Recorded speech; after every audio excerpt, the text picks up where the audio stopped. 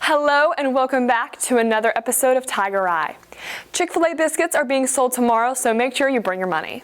And don't forget, this Friday is Veterans Day, so enjoy the day off. Last week was the close of fall sports, which means winter sports are starting. This week, Caitlin is taking a closer look at her upcoming sports season. I went down to Miss Painter's farm last week to find out all it takes to run a farm. And Lila is learning more about this year's blood drive. But first, let's give it to Caitlin. Last week, a new season of sports started here at Ford. Our winter sports include women and men's basketball, indoor track, and wrestling. We've spoken to returning athletes here at Ford to get insight into their past seasons as well as their expectations for this one.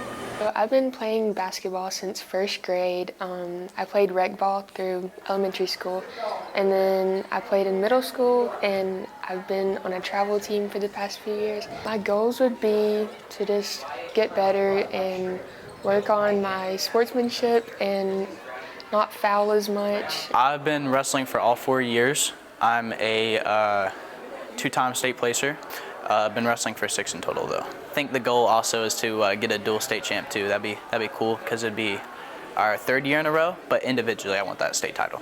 While women and men's basketball, wrestling, and indoor track are all facing new changes to the coaching staff, Garrett Starnes, a runner since middle school, and Maddie Chesson, a returning swimmer, share some of the other challenges they anticipate facing this year.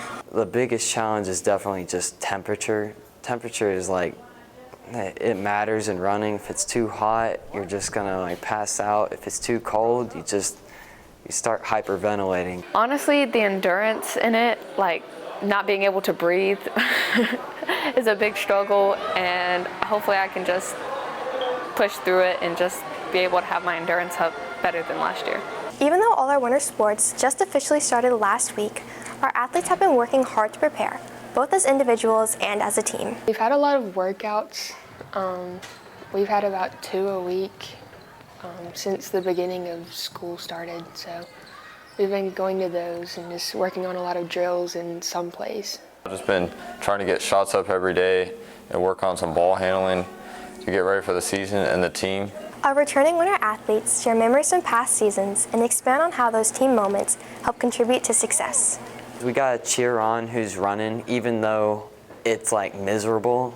Even when the runners are they're giving it their all and it really hurts, we gotta be there to keep cheering them on from the sidelines. Pushes you, seeing your team when you come out of the water for a little bit, helps you so much, and it just pushes you to do better.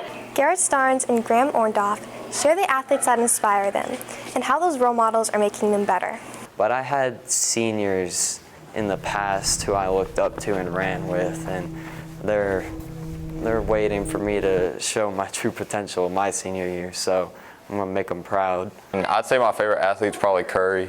I love shooting threes and he does too, so I like watching his game and seeing how he moves without the ball, stuff like that. Our athletes are looking forward to several matches, games, and meets, such as competing inside an indoor track at states and regionals, a wrestling match against Hickory, and a men's basketball game against North Iredale. So make sure to come out and support them. Back to you, Heather. Thanks, Caitlin. I wish the best of luck for our athletes this season. Around 8 years ago, when they first got married, Sarah and J.C. Painter started their own hobby farm. Although Sarah had shown horses for most of her childhood, after having them on the farm for only 2 years, the married couple switched because of their found passion in cattle. They soon got dairy cows, which they butcher to save some cost on meat for themselves and their family.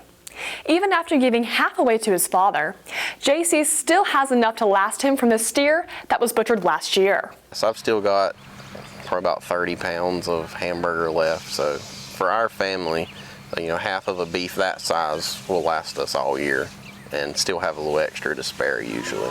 JC is a third-generation farmer. His grandfather owned 400 hogs, and later 400 cattle were made in high school now stands.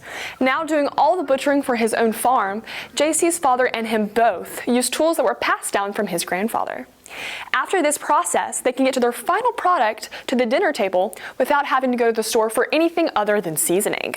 Cut and package everything and all that good stuff, just like what you get at the grocery store pretty much. 3 years ago, Sarah started the 4-H club. Now it has evolved to Miss Painter running FFA with another teacher, Mr. Lale. In FFA, kids can join to help with the upkeep on the farm as well as show cows. And seeing the kids light up and enjoy it, it has driven us to, invest more money that we can eventually reciprocate back, creating our own kind of industry or secondhand income. For JC, knowing the meat that is being eaten by his family and knowing him and his wife are the reason for it are important to him. We know it's not sick, we know what's going into it, and there's just that satisfaction of, where it come from and doing it yourself. It almost makes it taste better, I guess you could say, when you do something yourself. Wanting to go somewhere different in life at first, Sarah realized that teaching was her calling. Teaching enables her to affect her students and the animals on her farm in a unifying way. Veterinary was what I wanted to do with a career my entire life until I got into it and decided in vet school that that's not exactly what I wanted to do. Teaching is my passion now, and just getting to make the bonds with the animal, the kids, seeing them make bonds. You wouldn't believe, cows pick kids, kids pick cows, some agree, some disagree, and it's awesome to watch kids network and make that relationship with an animal that, most of these kids wouldn't have the opportunity to do had it not been for our farm. Big thanks to Mr. and Mrs. Painter for letting me visit the farm. Recently, we had our annual blood drive, and Lila was there this year to get all of the details. On October 27th, Ford held a blood drive that took place on 2 red buses. The drive was hosted by the One Blood organization. Member Tracy Williams is in charge of scheduling these events.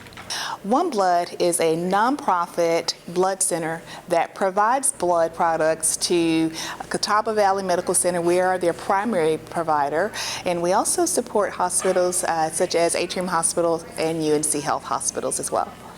Students taking Health Science 2, like Taylor Baumgartner, were active in the drive, making sure that students were stable after donating. We're going to look for if they're dizzy, if they're turning colors in the face, if they can't walk straight, or if they just feel like they need to sit down for a second, and then we'll watch them for like 5-10 minutes and then send them back to class.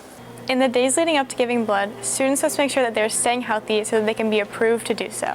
Also, if they do want to give blood, they need to be well hydrated. They need to drink lots and lots of water the 2 days right up until the blood drive. We are going to give you a mini wellness checkup. So we're going to check your blood pressure, your pulse, your iron, your cholesterol, and then there's a medical questionnaire. All of that helps us to determine if you truly are eligible to donate. And if you are, we collect that 1 pint of blood.